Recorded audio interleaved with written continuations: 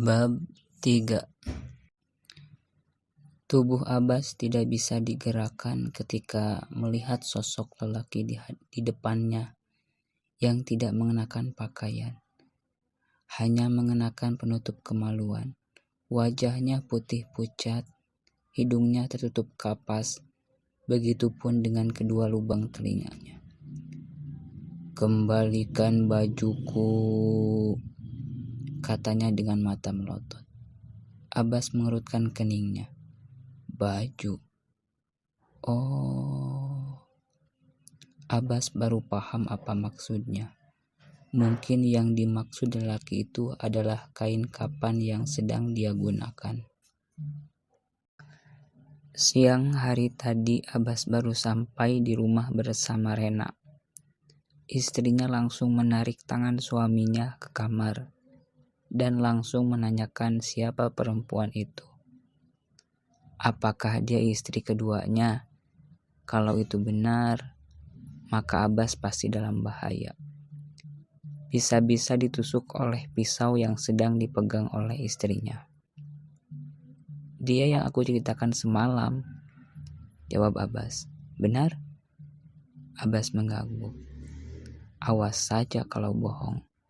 Aku potong burungmu biar mati." "Mana mungkin aku membohongi kamu, sayang."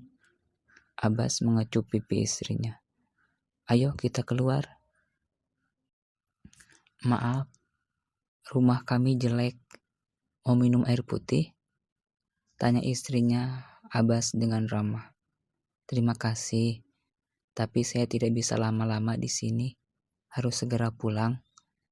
Saya hanya mau mengingatkan saja. Jangan lupa ritualnya sebelum memakai kain kafan. Dan jangan lupa juga persembahan setiap bulan purnama sebulan sekali." Rena berdiri dari duduknya, bersiap untuk pulang. "Pasti, saya tidak akan melupakannya." Abbas beserta istrinya mengantarkan Rena menuju mobil. "Terima kasih sudah membantu saya. Saya tidak bisa memberikan apa-apa." "Tidak apa-apa. Saya hanya membantu sesuai kemampuan saja.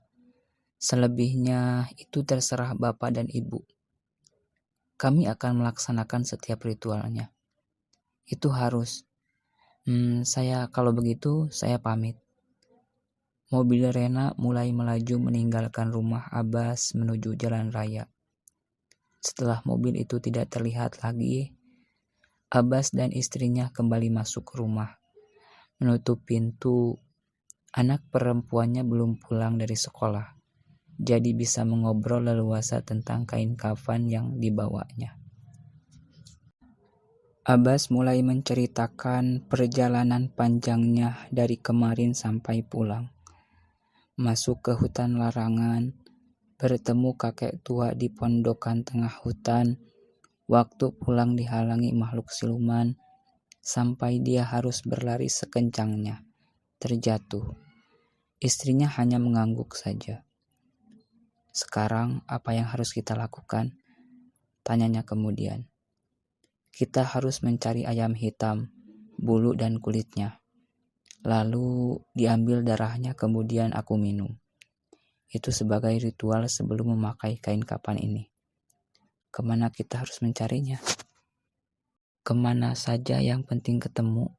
Aku mau ke pasar dulu.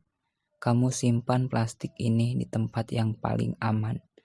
Jangan sampai ketahuan anak kita." "Baik." Seperti biasa ritual sebelum pergi dilakukan. Cium kening istrinya, pipi kiri dan kanan. Lalu terakhir istrinya cium tangan Abbas. Abbas pun pergi ke pasar. Pintu kembali ditutup. Perempuan itu langsung menyembunyikan kain kafan di bawah tempat tidurnya. Di tempat itulah yang dirasa aman olehnya. "Dari mana saja baru muncul?" tanya temannya Abbas ketika mereka bertemu. "Ada urusan," jawab Abbas singkat. "Alah, urusan. Sudah makan?" Temannya menggeleng. "Pesan, nanti aku yang bayar." "Memangnya punya uang mau traktir?" ada rezeki nih. Abbas memberikan lelaki itu uang selembar 20.000 rupiah. Kemudian dia pergi menuju tempat jual ayam hidup. Abbas tidak menjawab ketika temannya bertanya mau kemana. Dia hanya melambaikan tangan saja. Di bagian belakang pasar ada sebuah tempat yang diperuntukkan bagi hewan hidup seperti ayam, burung, kelinci, marmut, dan kambing. Tidak butuh waktu lama, Abbas menemukan ayam hitam yang sedang dia cari. Menanyakan harganya, dia sedikit terkejut harganya lebih mahal dengan ayam potong ataupun ayam kampung. Karena penting, dia pun membelinya. Rena memberikan 300.000 tadi ketika di mobil. Buat apa ayam hitam? Tanya penjual. Dia tahu siapa Abbas. Sering melihat suka bawa barang. Akan tetapi tidak tahu namanya. Untuk itu tidak mencurigai apa-apa. Mungkin dia disuruh orang lain. Ada yang memesan. Entah untuk apa aku tidak tahu. Hanya melaksanakan tugas. Penjual itu mengangguk. Memasukkan ayam itu ke bongsang kemudian dibawa oleh Abbas. Kembali ke rumahnya. Buat apa itu ayam hitam? Tanya temannya ketika dia melewati warung makan tadi. Ada yang memesan. Entah untuk apa. Aku duluan mau anterin ini. Lelaki yang sedang duduk di warung sambil merokok tidak banyak bertanya. Dan tidak ada sedikit pun rasa curiga di dirinya. Dia hanya mengira itu adalah pesanan orang lain. Seperti kata Abbas. Kapan kita akan mencobanya? Tanya istri Abbas ketika baru saja sampai dan duduk di ruang tengah rumah itu. Terlihat anaknya sedang makan di dapur. Baru pulang sekolah. Nanti saja, bisik Abbas takut terdengar oleh anaknya. Tidak terasa waktu berjalan begitu cepat. Lampu-lampu gedung sudah dinyalakan. Orang-orang sudah pada pulang dari tempat kerjanya. Istirahat untuk kembali kerja esok harinya. Abbas mengunci pintu kamar. Dia sudah mempersiapkan semuanya. Ketika jam menunjukkan pukul 1 pagi, lelaki paruh baya itu dan istrinya memulai ritual.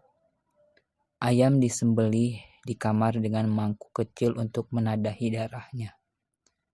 Kemudian tubuh Abbas dibalut oleh kain kapan seperti mayit dibantu istrinya. Setelah selesai, Abbas mengucapkan kalimat-kalimat yang sudah dia hafal sambil memejamkan matanya. Berikan aku darah itu, ucap Abbas kemudian. Istrinya membantu untuk meminumkan. 1 kali tegukan tanpa ada rasa mual atau jijik, darah itu habis. Mata Abbas masih terpejam. Mulutnya masih membacakan kalimat-kalimat. Perlahan tubuhnya gemetar. Kejang-kejang. Membuat istrinya sedikit panik. 1 menit kemudian kejang-kejangnya berhenti. Abbas membuka mata. Dibantu oleh istrinya untuk duduk. Sekarang apa? Tanya istrinya. Apa kamu bisa menembus tembok? Abbas berdiri dibantu istrinya. Dia sekarang sudah persis seperti pocong asli. Tangan dan kakinya susah untuk digerakkan karena terikat. Abbas mulai menggerakkan kakinya untuk melompat. Sayang, sisa kain kapan terinjak oleh istrinya yang berada di sampingnya. Ujungnya Abbas terjatuh. Kejebuk. Aduh, kamu tidak apa-apa? Jangan diinjak kainnya. Maaf, tidak sengaja. Istrinya membantu Abbas untuk berdiri. Kembali mencoba untuk melompat lagi. 1 kali berhasil, 2 kali berhasil, Akan tetapi ketika kalinya ia kembali jatuh, pelan-pelan istrinya berbisik. Saat suami itu saling bantu di pojok kamar, tanpa sepengetahuan mereka muncul sosok lelaki tanpa berpakaian, hanya menutup bagian kelamin saja. Berwajah putih pucat, menatap Abbas dan istrinya. "Kembalikan bajuku," ucap lelaki itu, membuat Abbas dan istrinya menengok ke asal suara. "Kembalikan bajuku." "Siapa kamu?" tanya Abbas. "Kembalikan bajuku." "Baju?" Perempuan itu melihat ke arah suaminya. "Jangan-jangan dia Han." Istrinya Abbas pingsan sebelum menyelesaikan perkataannya. "Ini sudah menjadi bajuku," ucap Abbas. "Kembalikan bajuku." Sosok lelaki itu pindah ke hadapannya. Bau busuk dari mulutnya tercium oleh Abbas, membuatnya ingin muntah. Mereka sekarang